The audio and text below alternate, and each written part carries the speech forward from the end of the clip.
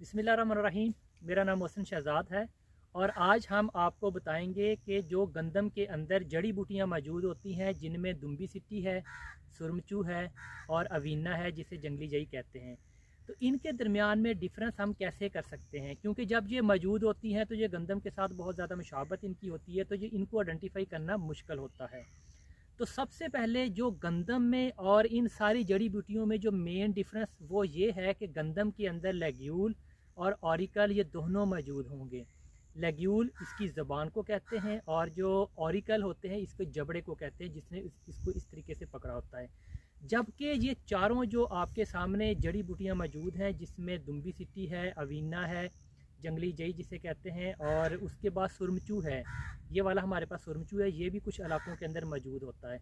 इन सब के अंदर सिर्फ़ और सिर्फ लेग्यूल होगा, ज़ुबान होगी, इसका जो ऑरिकल होता है वो इनमें मौजूद नहीं होता है। टेक्निकल जो है आइडेंटिफिकेशन इसकी ये है।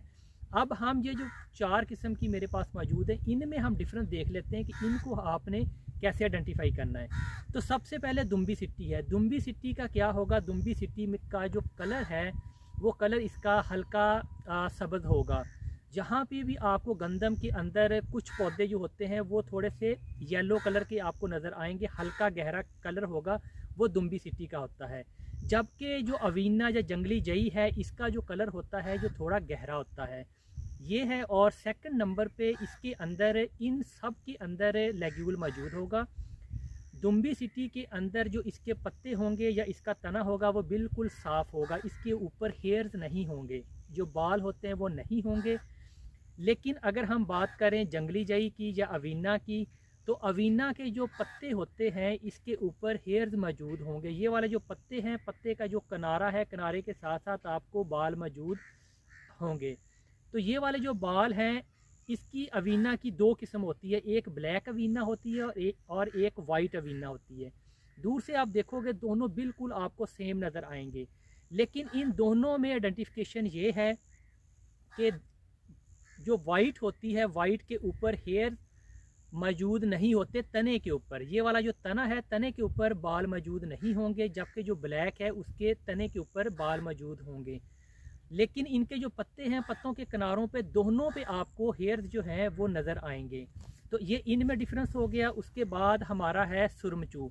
सुरमचू को अगर आप देखेंगे, इनके साथ कंपेयर करेंगे, तो इनके जो पत्ते हैं वो थोड़े वाइड होते हैं, चौड़े होते हैं, जबकि जो सुरमचू के पत्ते होते हैं वो बिल्कुल पतले होते हैं और लंबे होते हैं।